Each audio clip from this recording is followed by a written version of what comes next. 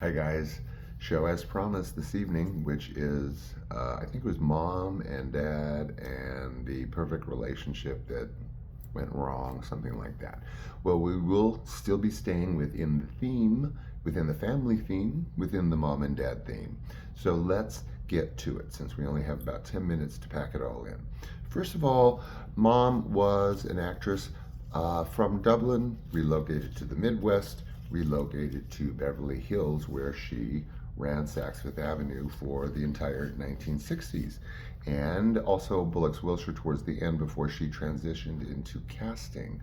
That one I'm still not sure about. I actually never have been sure about that transition from heading Bullock's Wilshire to being a casting director, but she was a very good casting director. Obviously, I got some elbows in, I guess, somewhere in commercial television. She became, of course, a very odd sort of stage mother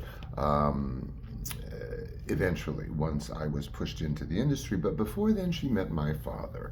My father was an actor at the time. He had done some stage work on the East Coast.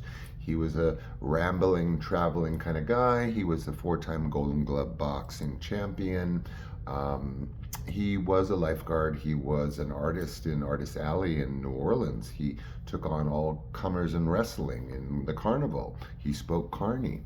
He ends up in Los Angeles a swimming instructor at a high-end sort of socialite kind of uh, private club called the West Side Racket Club.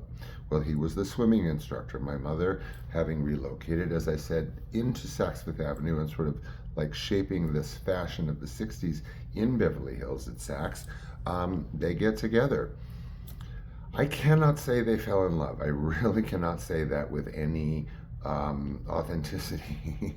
They were married when I was born, so I think it was a bit of a shotgun marriage, but they were together for like 9 years, which blows my mind from about the time that the Jack Kennedy incident until like 1970. So we're talking like a good 9 years there. Halfway between, I come along, they get married. So, swimming instructor, come actor, socialite, fashion trendsetter. So then I come along, like I said, and suddenly fashion becomes casting, and then casting becomes stage mother from hell. Not the usual kind though, the sort of highfalutin stage mother.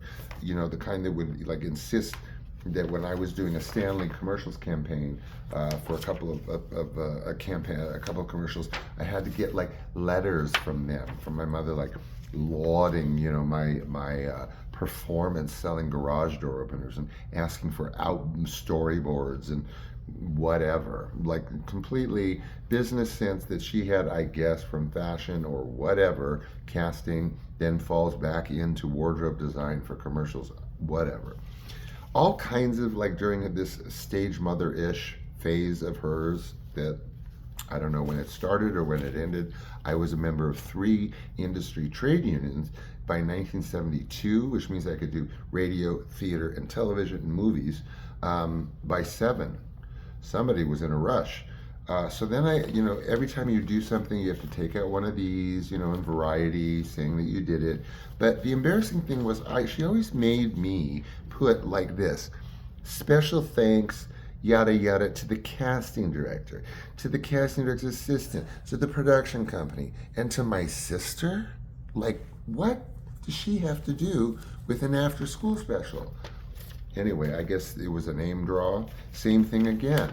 Awakening Land, the one that I did with Elizabeth Montgomery. I have to thank both casting directors, all of the producers, and Warner Brothers in general.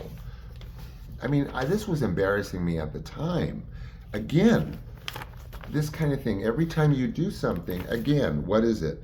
Warm appreciation to the casting directors, the production company, and Warner Brothers, and my agent, Collie Vidal, who I had a whole show about. And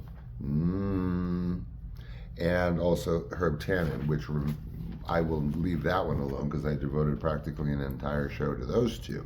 Again, I found a Variety. You know what one of the Steven Spielberg headlines was? That he had bought the Rosebud sled at the end of Citizen Kane. You have to have known about film for that, but that was weird. So then fruition. Oh my God. Sean starts working. Sean starts getting accolades. Guess what? Sean is told by this newspaper that on Active Violence, he is playing a super, super smart son and Sean Fry heads up an excellent supporting cast. Well, sort of a mention. Another movie. The film is aided by a first-rate cast, notably young Sean Fry. Ooh, cool. Valley Girl. I did the wardrobe for Valley Girl. What did it say here? This film even had a costume designer, Sean Fry, who put those jerky, popular guys in pink tuxedos for the prom. Anyway, all true. So that's kind of the upshot of industry stuff, the beginning of industry stuff, the embarrassing part of, oh my God, you guys, having to thank. Oh, and then one of them, she made me thank somebody by their nickname that I had for them on the set. Oh my God. You know, normal people just will thank like everybody, like, oh, thank you for watching the movie, not like a list of casting directors. Oy, vault, you guys.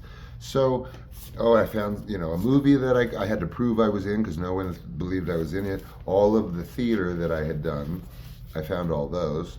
Yay.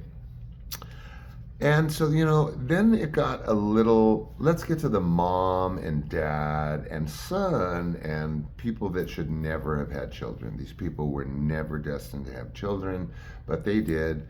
I came along, I was whatever I was to them. Honest to God, people, I don't even know what I represented to my parents anymore. But interesting, I did also find these. These were written on napkins in Italy from my father when he had left to go be away from my mother to film spaghetti westerns in Italy and Spain and whatever. And here's a letter he writes to us in 1968. And it's to Elizabeth and Sean. I thought it was son. Anyway, lots and lots and lots about business that's not getting taken care of in LA while he's in Italy. Let's just say it was surprising how preoccupied he was with his career at this moment in time. This was enlightening. This may make it into the second book, although that's well underway. And a thanks, Mom, to Mom, because Mom married a kraken, a nightmare, referred to in my book. My mom delved into in my book, my father, my stepfather.